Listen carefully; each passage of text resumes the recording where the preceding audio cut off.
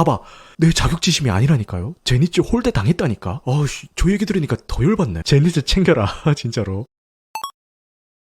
이 귀멸의 칼날 시리즈를 꾸준히 따라온 팬이라면은 누구나 기다리셨을 최종 국면입니다. 무한성편이 드디어 스크린을 통해서 그 장대한 서막을 열었습니다. 저는 사실 귀멸의 칼날 시리즈를 1기까지만 보고 멈춰 있었던 상황이기 때문에 사실 이게 개봉 소식이 들려왔을 때도 뭐 그냥 개봉하나 보다 요 정도의 느낌이었는데 흥행 추세를 보니까 심상치 않아 보이더라고요. 그래서 이 작품을 보기 위해서 며칠간은 하루에 4시간씩 자면서 나머지 시즌들의 정주행을 마쳤고 극장을 찾았습니다. 이 무한성편까지 다 본 지금의 상황에서 이 최애 시즌을 꼽으라고 한다면은 저는 무한열차편이 될 것 같고요. 물론 오늘 이야기할 무한성편도 뭐 물론 훌륭하지만 솔직히 1기 때까지만 해도 그냥 전형적인 왕도물 정도구나 뭐 이 정도의 느낌만 있었는데 그래서 제가 1기까지만 보고 딱 멈췄죠. 근데 이 무한열차편에서부터 이제 슬슬 재미를 찾아갔기 때문에 좀 더 애정이 가는 그런 회차인 것 같아요. 특히 그 렌고쿠가 광인 눈깔 해가지고 오마이 이거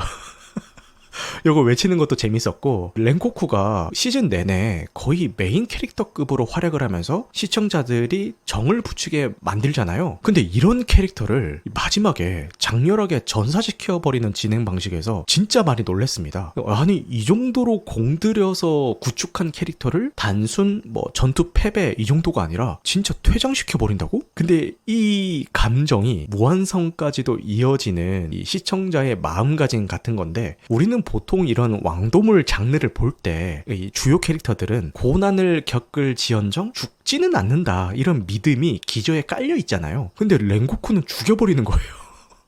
그래서 이때부터 이제 마음속에는 귀살대와 혈기와의 전투가 벌어질 때마다 안심할 수 없게 되죠. 아니 렌고쿠도 퇴장시켜버리는데 귀살대 주들 중에서 누구 한 명 퇴장시켜도 이상하지 않겠다라는 생각이 들거든요. 이번 무한성편에서도 그렇잖아요. 시노부와 도우마의 전투에서 보통의 왕도물이라면은 이 시노부가 처절하게 당하다가 마지막 한 방으로 뭐 극적으로 이긴다던가 아니면 지더라도 뭐 어떻게든 이제 목숨은 부지시켜 주잖아요. 그런데 도우마가 시노부를 우드득 해서 죽인 다음에 몸속으로 흡수해버린단 말이에요. 아니 언니 영혼이 나와서 막 힘내라고 해주고 그런 장면 나오면은 당연히 각성에서 승리하는 클리셰 아닙니까? 근데 거기서 시노부가 죽을지 누가 알았겠어요. 저는 그 언니 영혼 나올 때 끝났다 이기겠다 생각했는데 와 그냥 끔살시켜버리더라고요. 작품이 비교적 초반부에 시노부의 죽음을 보여주면서 시청자들은 긴장감을 가지고 보게 됩니다.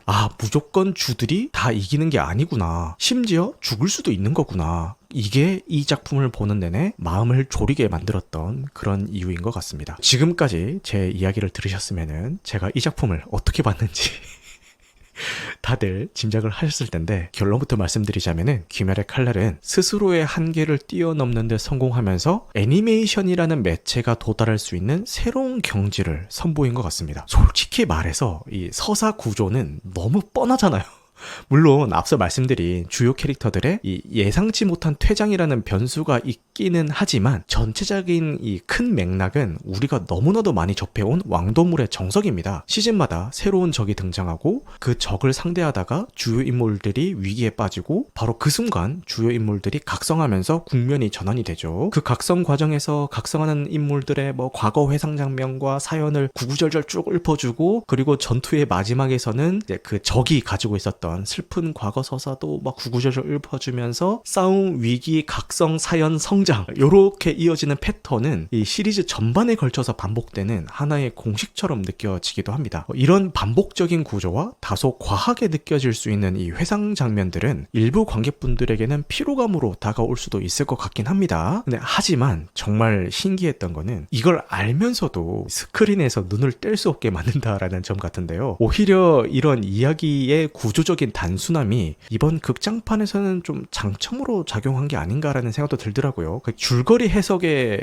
크게 에너지를 쓰지 않아도 그냥 화면에 온전히 몰입하고 캐릭터가 이제 보여주는 어떤 감정의 곡선을 그대로 따라가는 것만으로도 충분히 즐거움을 느낄 수 있기 때문인 것 같아요. 근데 여기서 제가 지난 몇 주 전에 했었던 이야기인데 요즘 일본 애니메이션에 독백이 많아졌다 라는 이야기를 했었잖아요. 그게 진격의 거인이랑 제가 이 귀멸의 칼날을 보면서 와 독백 진짜 많다. 거의 뭐 독백 천지입니다. 매 순간 쉬지 않고 독백이 나오고 대사로 모든 상황을 다 설명해주고 지금 떨어지고 있다. 지금 내 몸의 감각이 어떻다. 제가 지금 상황에서 저런 판단을 한 거는 이런 이유 때문이겠지라는 그런 디테일한 상황 설명들을 관객의 해석에 맡기지 않고 캐릭터의 입을 통해서 나레이션이든 독백이든 아니면 뭐 직접 입으로 뱉는 거든 다 설명을 해주잖아요. 야, 정말 독백이 많아졌구나. 그래서 이번 극장판을 보면서 제가 제일 많이 했던 생각은 지금까지 나온 애니메이션 중에서 이보다 더 뛰어난 퀄리티의 애니메이션이 또 있을까라는 감탄이었는데요. 이게 미쳤다라는 말 이외에는 표현할 길이 없는 압도적인 작화와 연출 퀄리티가 어마어마하더라고요. 단순히 뭐 한두 장면만 힘을 준 게 아니라 이 영화의 처음부터 끝까지 일관되게 최상의 퀄리티를 유지를 합니다. 보통 애니메이션을 보다 보면은 흔히들 말하는 작화 붕괴, 그러니까 줄임말로 작붕이라고 하죠. 작붕 컷이 중간중간 끼어 있거든요. 근데 사실 이게 과하지만 않으면은 사실 큰 흠도 아니에요. 그러니까 시청자들도 어느 정도는 이해하고 넘어가는 부분이거든요. 뭐 인력의 문제일 수도 있고 자본의 문제일 수도 있고 뭐 여러 가지 문제가 있겠죠. 어떻게 매 프레임 한 컷 한 컷을 최상의 퀄리티로 유지를 해내겠습니까? 현실적으로. 그런데 무한상편은 작붕이 없습니다.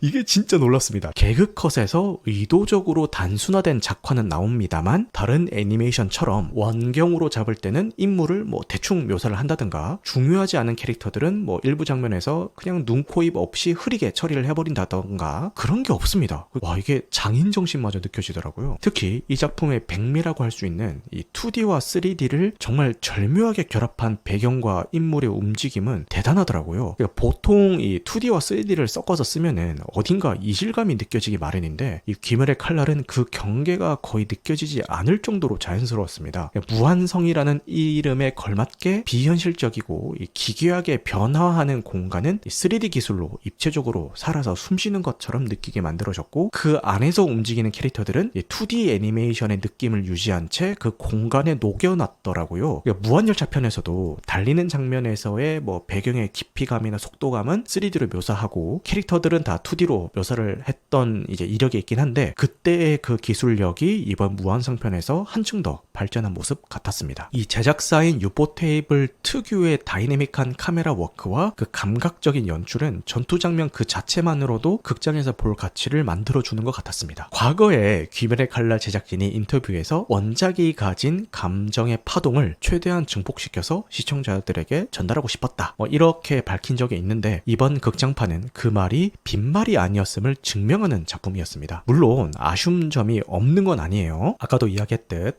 많은 분들이 지적하고 있듯이 이 캐릭터들의 과거 회상 장면이 상당히 많은 비중을 차지를 하는데 클라이막스 전투 중간에 삽입되는 회상 장면들은 때로는 전투의 긴장감과 흐름을 끊는 듯한 느낌을 주기도 하고요. 가족애나 동료애처럼 다소 진부하게 느껴질 수 있는 감정선을 전면에 내세우는 심파적인 요소도 분명히 있습니다. 하지만 이런 회상과 심파마저도 압도적인 영상미 덕분에 저는 용서가 됐습니다. 특히 아카자의 인간 시절 이야기를 그려내는 방식은 그 자체로 하나의 단편 애니메이션으로 만들어도 되었겠다 싶더라고요. 사실 이 심파가 다 나쁜 건 아닙니다. 적절하게 쓰면은 작품의 완성도에 오히려 기여하는 요소이긴 한데 이번 작품에서 솔직히 좀 과하긴 했어요.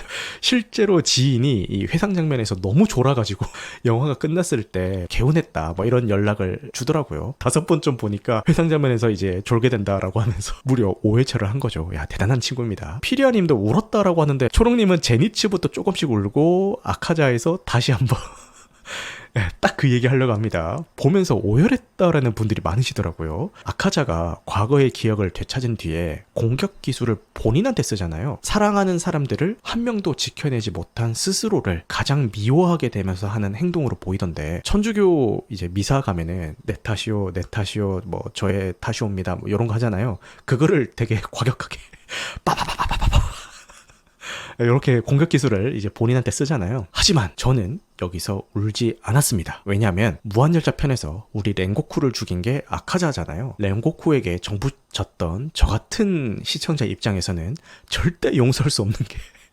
아카자입니다. 저는 솔직히 렌고쿠 죽인 놈의 사연은 궁금하지 않는걸?